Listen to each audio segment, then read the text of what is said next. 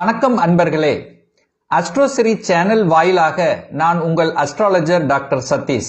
கன்னி ராசி அன்பர்களே, இந்த வைகாசி மாதம் எப்படி இருக்கும் அப்படின்னு பார்க்கும் பொழுது உங்க ராசிநாதனான புதன் பகவான் 8ஆம் இடம் என்று சொல்லக்கூடிய அட்டமஸ்தானத்தில் போய் உட்கார்ந்துருக்கார். ஸோ 8ஆம் இடத்துல இருக்கும்போது சில வழிகளை கொடுக்கக்கூடிய அமைப்பு தான்.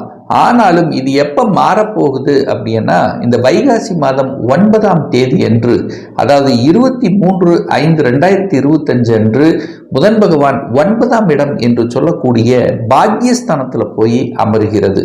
அப்போ அந்த முன்னாடி அந்த ஒரு 6-7 நாள் மட்டும் பார்த்தீங்கன்னா ஒரு மாதிரி எதிர்மறை எண்ணங்கள், நெகட்டிவ் எண்ணங்களை கொடுக்கும்.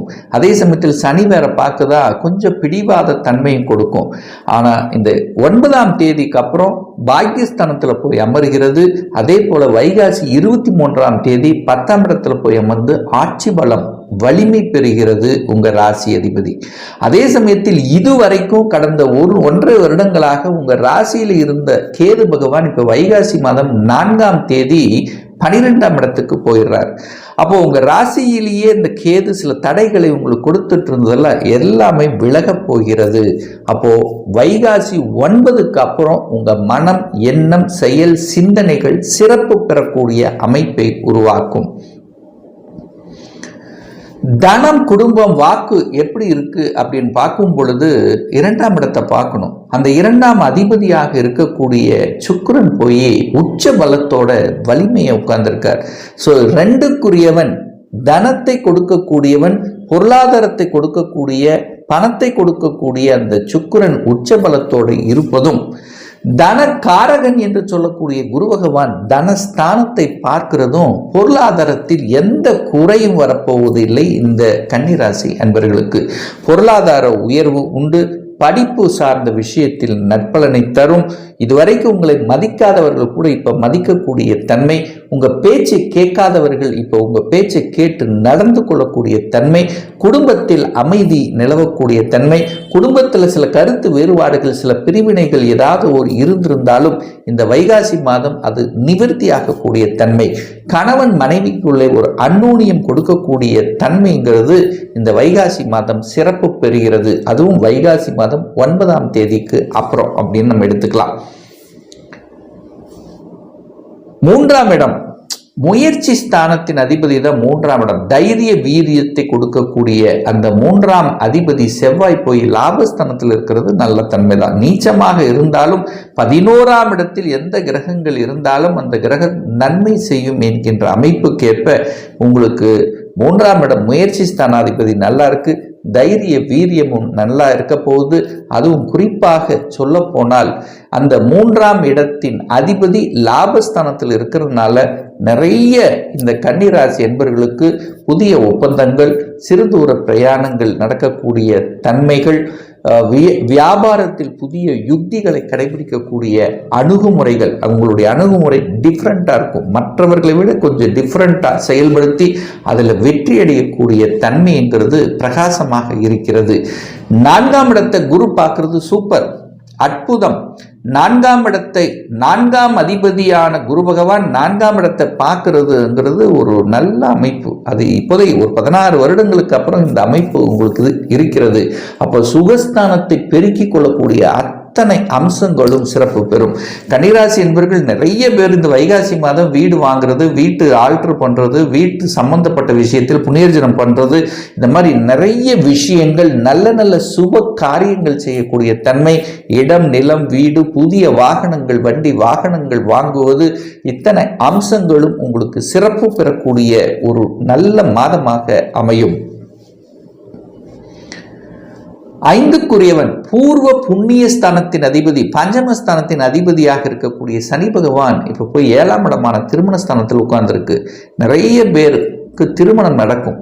அன்பு, பாசம், காதல், நேசத்தில் இருக்கக்கூடியவர்கள், காதல் இருக்கின்றவர்களுக்கெல்லாம் இப்போ காதல் திருமணம் செய்யக்கூடிய வாய்ப்புகள், சந்தர்ப்பங்கள், திருமண தடை என்கிறது விலகப் போகிறது.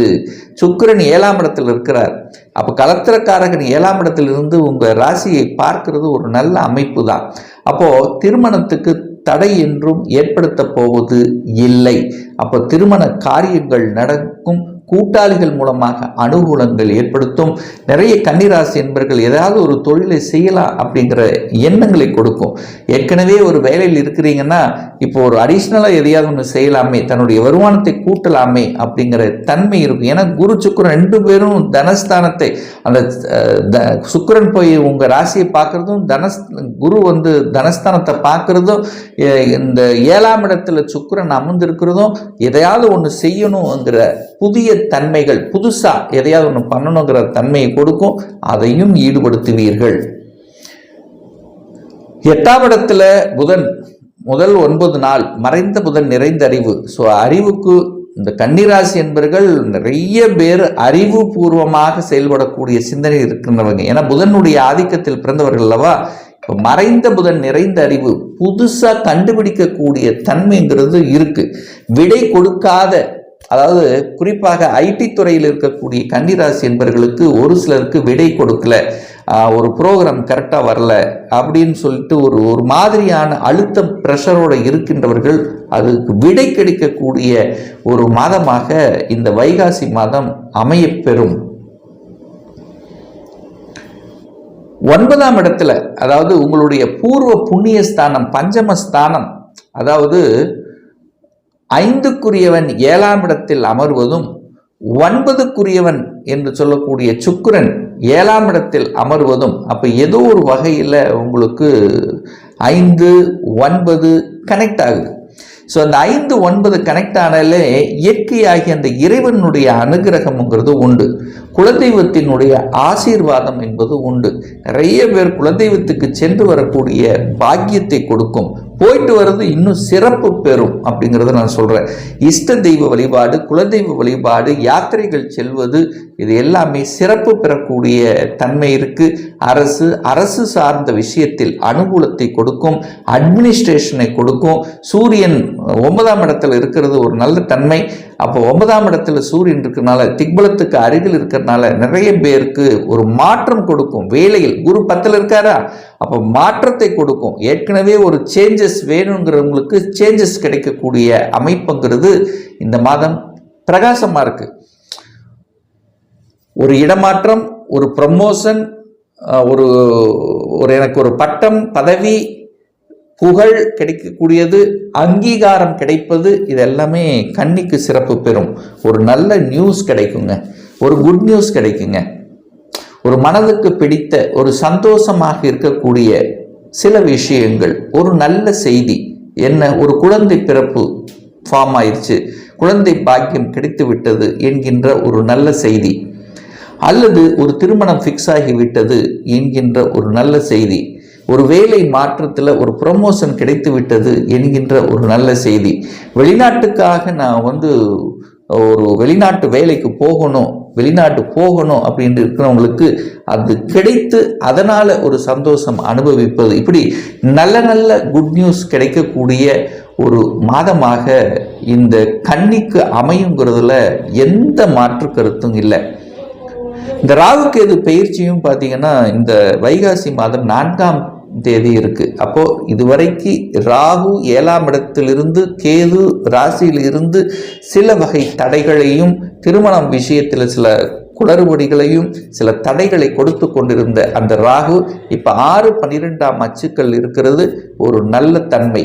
ஸோ ராகு கேதுக்களால் இந்த கன்னிக்கு இனிமேல் நல்லது நடக்கக்கூடிய தன்மை தான்.